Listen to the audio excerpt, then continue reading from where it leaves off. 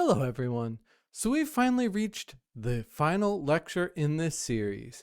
In this video, we're going to take a look at WebSockets. So far, every time we've wanted to communicate between a client and a server, the client has been the one that had to initiate this connection. And this is fine when all we're doing is fetching data to load a web page, but there are some applications where we want that connection to remain open so that the server can continuously push new updates as more information arrives. So we'll see in this video how we can use WebSockets to create this kind of persistent connection, and then write a small demo chat application to see how we can access WebSockets on the client. So with that said, I have created a little bit of a starter project for us again. Over here in our app.js, we've got just the basic framework that we've done every time. Create a router, serve some static content in a folder, start it on 9999. In our client folder, I've got just a skeleton of an HTML file that loads some JavaScript, loads some style sheet. JavaScript just has a DOM content loaded event listener, and the styles just have some styles that we'll be using. But to actually add to this, with Express, WebSockets work very, very, very similarly to the way that we write any other endpoint.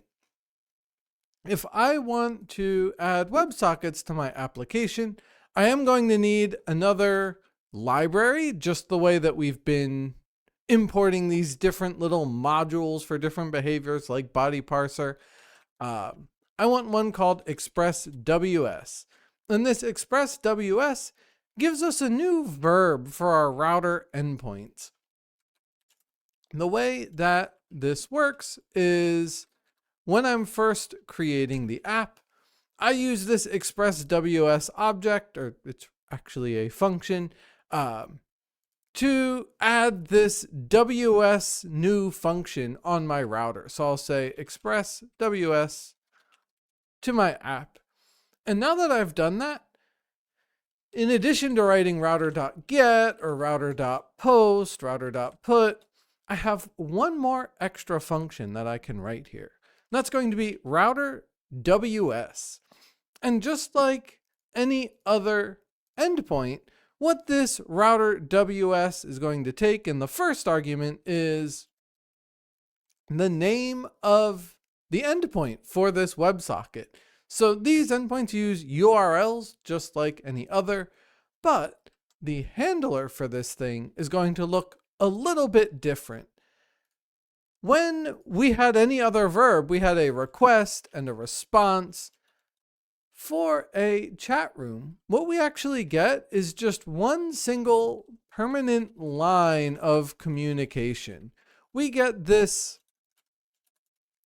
continuous connection that as soon as someone hits this endpoint, this thing will stick around forever.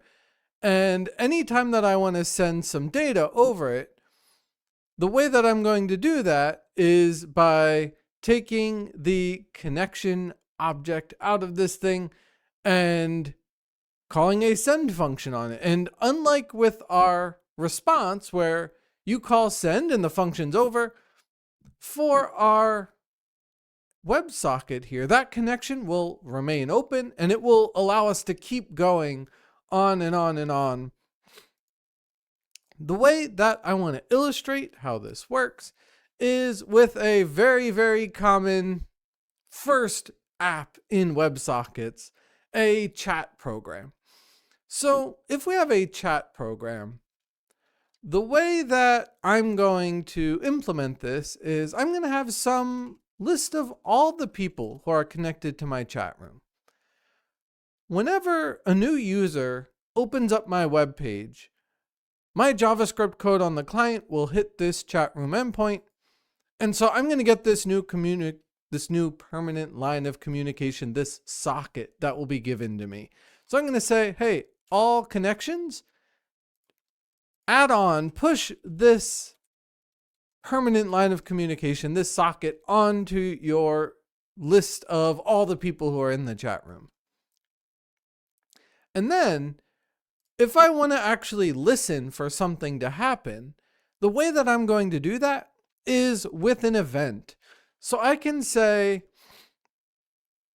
this permanent line of communication that I've received, when something happens with on, I'll say, in this case, on receiving a message, the thing that I want to do is take that message data and do this function of stuff. I have a callback on my socket that allows me to say, well, when I receive a message, here's what I want to happen. So maybe for right now, what we'll do is we'll just say, I want to console log received a message. And I'll say, well, whatever that data is, give me that data, just so we can see this thing in action. So now we've written a really basic endpoint for a WebSocket that allows us to receive connections, keep them open, and just say whenever someone sends stuff to us. Let's actually jump over now, code the client side, and then come back and finish this thing up. So on the client side, what I'm going to do is I'm going to build out a chat program, a little chat window for myself. We'll say, using some of the classes that I snuck into the CSS file at the start, I want a chat box div, and inside that chat box div, there will be a message window where we're going to append each message eventually when we get one.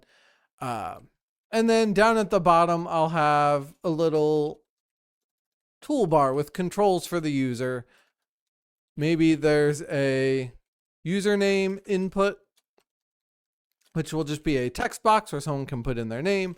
And then we'll have a message input, which will be a text box where they can type whatever they want to type into our chat program. To actually give users a control to send this thing, I'll finally add a send message, send button. Like I said, I've got a couple styles here, really basic, just background, positioning, height, type styles here. The fanciest thing is a flex box for those controls down the bottom so that they look nice. But with all of that HTML written, I've now got a skeleton of a web page. So I'm ready to start adding client-side code over here. And on the client side, once all of my content is loaded, what I'm going to do is I'm going to create a connection to that router endpoint that we've got for WebSockets. So normally, every time we've done this so far this series, I've typed fetch and then an endpoint. A WebSocket is going to work a little bit different.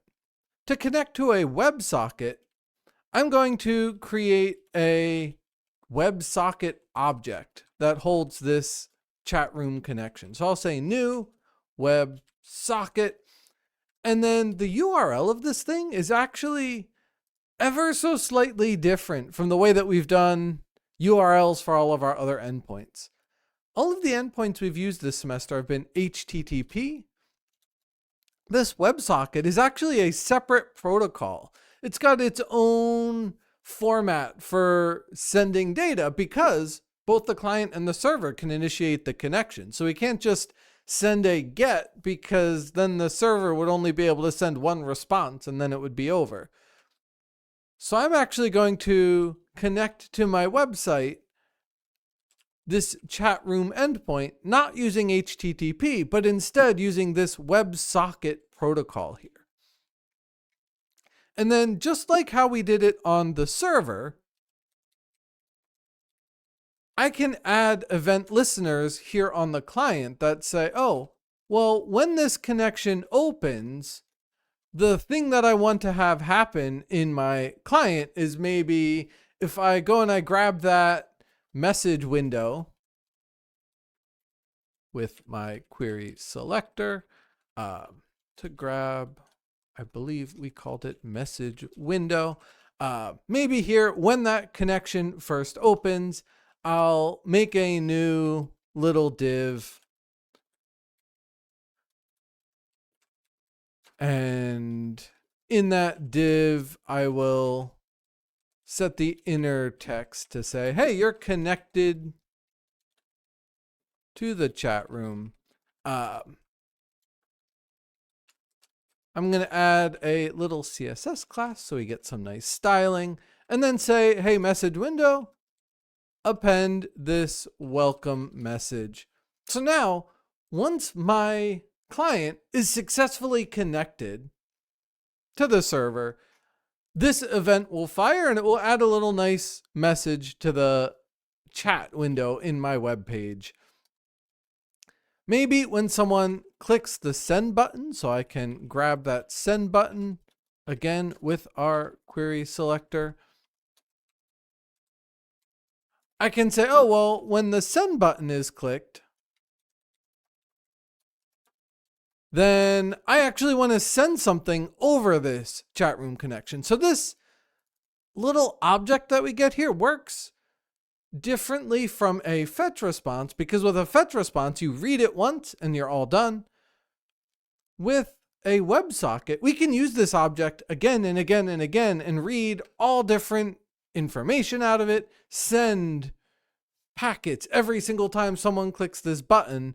I could say, oh, well, let me get the username from the user box, username input, grab the value out of that, grab the message from the query selector on our message input, and grab the value of that, whatever that value is. And then I can build myself a little JSON object that says the sender of my message was the username, the message itself was whatever message they gave me, and then I can send this over my chat room connection exactly the way you would expect. I just call send, and much like with our fetch that we've been doing, I will have to stringify it because the only thing that we know we can send over a connection, the only common language that the client and the server have is text. So we're going to turn that into text and pass it over. Now I've got a pair of events here. I've got, well, when this connection first opens, here's something I want to do. When the user clicks the button, here's something I want to do using this WebSocket. So we've written a decent amount of code here. What I want to do now is actually try running this and seeing it in action. So we're going to run our app.js, get it started, and then pop on over to the browser. And when we do that, we get this little chat window here with a username box, with a message box, and with a send button. And you can see here in the browser, right when we load it, immediately we get this message that we are connected to the chat room because we opened our WebSocket connection, and we've now got this persistent connection open to the server. So if I go and I type in here some username and some message, then when I click this send button, we don't see anything yet in our chat room. But when I pop back over to my coding window, I see that the server, which has this console log every time it receives a message, has the message that came from our client. And the neat thing is, even without opening a fetch again, just using that button event handler and the send on the WebSocket that's already open, every time I click this button, it's going to add a new message here that we've received on the server. So now we've seen how we can build up a queue of messages from the client to the server. What I want to talk about next is how we can send data back from the server to the client. And with Express WebSockets, this is equally easy to what we did before. So for our chat program, what we need to think about is who receives a message and when.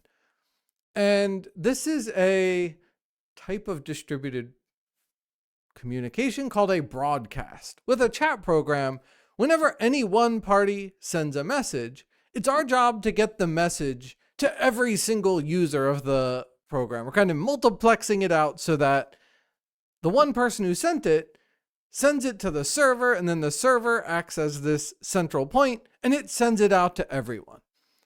So we've got this list of everyone here, and we've added people in. When I receive this message, for each connection of all the connections, what I'm going to do is I'm going to take that connection and send that data back. And that's it. That's all I need to do to send the message from one person out to everyone on our client. And then every single client should get this message when it occurs. So now we've set that up. One other thing I want to do while we are here is also implement a close event. So eventually someone's going to navigate away from your page. Someone's going to close the tab, shut down their computer. We can also say, hey, when someone does that, when they have closed this socket, I want to clean it up so that I'm still not trying to send something to people that don't exist anymore. So go to my all connections, get me this specific permanent line of communication here, grab that one and say all connections. I'm going to splice out at that index one user, remove them from our list. And this is just a nice clean way to, like we said, clean up the all connections so this list doesn't grow and grow and grow forever. Now that we've done this, we've sent something from the server to the client. So over on our client side code, our Chatroom JS here, we also need to handle that message. So just like we did on the server, our WebSocket on the client, this Chatroom connection has a listener for receiving a message. And when the client receives that message, all I have to do is make a new little message for that, make it pop up in my box. So I'll say JSON parse whatever message data we got from the message that we received, extract out that data, and then make a new message element and say that new message, we're going to add the same exact CSS class we did for our joining message, and then say new message, set your inner text to be whatever that content sender was, maybe with a little colon, and then content, whatever that message was. So here, because we're doing a broadcast, the thing that we sent when someone clicks the button, every single person that is connected to our chat room is going to receive one of these messages that has that same content. So we're reading that same thing out, grabbing the sender, grabbing the message, and then we're just going to append that to our message window the exact same way that we made our joining message before. So now we've received that message, we've handled it. The last thing I'm going to do is add an event listener when someone is exiting our page. So that is the before unload event, saying, oh, the browser's shutting down. Then, like we said, we want to clean up after ourselves. So I'm going to close that connection so the server knows it's closed as well. And that'll just make sure that we don't have the server trying to talk to a bunch of zombies that are no longer alive. Now we've got a nice set of code here for handling messages the other direction. Just like last time, I want to test this and see it in action. So if we pop back over to our chat program, actually first rerun the server, get it set up with our new client code, and then look in the browser. If I type in my message, when I click send, oh, I will need to real quick also change this so that I am awaiting text. When you pull it from the data, this gives you a blob, so you can convert the blob to text. That's a slow process, just like with fetch, so you have to await it. So we go and we rerun this again. Pop back over here, try reconnecting from scratch. So now we do this one more time, refresh our tabs. I type in my message, hey, can anyone see this? And when I click send, it doesn't just pop up here, it pops up in every single copy of the chat room. And if I have some second user and they send a message, it pops up in every copy of the chat room, not just on my computer, but on any computer, any browser, anywhere that's connected to one of these WebSockets. I can even open up a third one of these tabs, and they won't get every message that's already been sent. The ones that have been broadcasted are done and gone. But if I send some third message on this third tab, that one even then appears as new users are added to our chat room. They also get added to the people who broadcast when a message is sent. So this has been an overview of WebSockets. We've seen how to send messages over them, receive messages over them, implement a simple broadcast with them. And as always with all these videos, this is not an exhaustive introduction to this technology. It's just enough to show you what is out there. And there is a lot out there for WebSockets and for a bunch of other emerging real-time communication tools in the browser. There are things to work with webcam streams. There are applications of these WebSockets that allow you to do things like push notifications if you want real-time notifications. You can use them even for things like games, having many users all connected, sending data instantaneously back and forth. So my hope is that this series has given you at least curiosity in what is possible with web development. Just what you've learned here is already enough to go out and make some really, really interesting technologies. I hope you've enjoyed this sequence of videos as much as I've enjoyed recording them.